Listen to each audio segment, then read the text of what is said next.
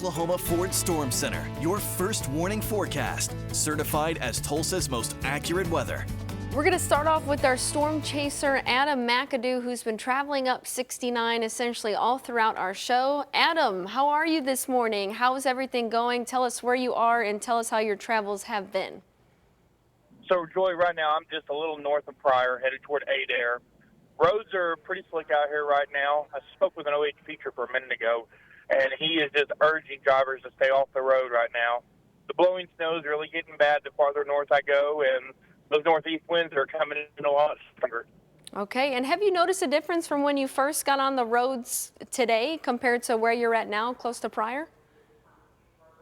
Yeah, so the roads have deteriorated a lot from where I started to where I'm at now. And you can just, if you're seeing my stream right now, you can just see this wind is just whipping over these roads. Any high-profile vehicle right now, they're having trouble staying on the road. Yeah, I know winds today are going to gust around 30 miles per hour, and particularly across our northern counties. We're noticing that this snow is a dry snow. It's easily blown around like what we're seeing on your stream on those roads right now. Have you seen visibility greatly reduced in some spots? Yeah, as I was coming through Pryor right there, I could barely see about quarter mile in front of me. So it's starting to get pretty bad with that wind blowing in this dry snow. And it's likely going to continue to get worse the north, essentially the farther north you go. Have you run into a lot of slick spots or really tough areas on your drive so far this morning? The bridges, I've seen numerous ODOT crews out right now treating the roads and trying to get a head start on it. But all the bridges right now, they're really slick. They may not look it when you get up to it, but they definitely are. Well, Adam, we appreciate your time this morning. Thanks so much for driving out there for us. I'm sure we'll see you later on tonight. Be safe out there. You too, Joy. Back. All right, thanks, Adam. So we appreciate him and all of our storm chasers who've been out and about. We've been watching him on 69 all morning.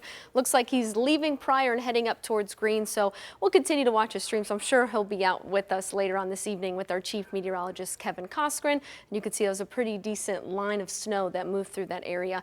James McMullen, he's been traveling in and around Jinx, and it looks like, yeah, the roads are covered here. Maybe not as bad as around 69, around Pryor, near where Adam McAdoo was, but still, these look slick. He's on a bridge right now, likely very slick. You had the light glaze of ice that we had this morning with the freezing drizzle, a little bit of sleet, and now that little bit of snow all piled on together. He's leaving Jinx, heading eastward, and not really too much. Remember, his precipitation is just a little bit lighter. So this is what we're seeing and what we will continue to see at least over the next couple of hours. Heavier precipitation bands, particularly snow, will be across our northern and eastern counties. We'll see more light snow, at least that light wintry mix changing over to a light snow within the metro, and then a wintry mix altogether continuing across our southeastern counties. Now, what's going to happen later on today is we'll see heavier snow bands begin to develop across our northern counties. That's where we're expecting maybe snowfall rates up to 1 inch per hour. It's how we're going to get potentially close to a foot of snow in a couple of spots across our northern counties. Right now, we're just seeing those moderate snowfall bands. Within Tulsa, it looks like downtown getting a quick hit of snow at the moment. That'll be on out. Otherwise, light precipitation from Catoosa to BA to Bixby. Heavier snowfall within Cherokee and Adair counties from Tahlequah to Stillwell. We're seeing that wintry mix from Chakota along 40 into Salisaw and Fort Smith, and then essentially that freezing rain, mist, sleet mixture continues on south and east of I-40. Now, when this is all said and done, this precipitation will wrap up around midnight. We have an extreme cold warning going into effect this evening. It's going to stick with us through Thursday at noon. We're talking dangerous wind chills where frostbite can occur in as little as 10 to 15 minutes if you have to spend time outdoors. Temperatures have been falling through the day. We hit 26. This was at 1 or 2 o'clock in the morning. Tomorrow will be in the teens, same with Thursday, and we stay below freezing until Saturday afternoon. So we need our winter gear for another 4.5 days. 66 on Monday seems unfathomable with all the cold air coming our way. It only feels like 5 out there today, all thanks to those gusty winds, and overnight into early Wednesday morning, we're going to see wind chills falling to anywhere from 10 to 20 degrees below zero for most folks. Again, these are the dangerous wind chills we're talking about, and that's why we have that excessive cold warning in place.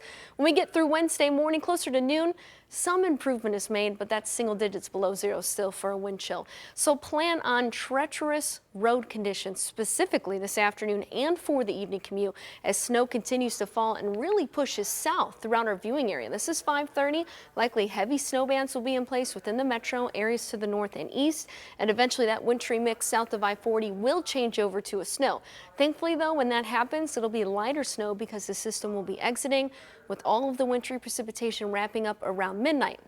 The only thing is, heading out Wednesday morning for that morning commute time frame, we are looking at potentially slick roadways due to temperatures being below freezing. Essentially, we're going to see improvements with whatever those plow crews can do, but aside from that, none of this will melt until we get into Saturday, and that's why our temperatures are colder. We may even have to drop our highs in some instances depending on that snowpack. So after the wintry weather today, plan on dangerously cold temperatures through the week and a warm up by this weekend.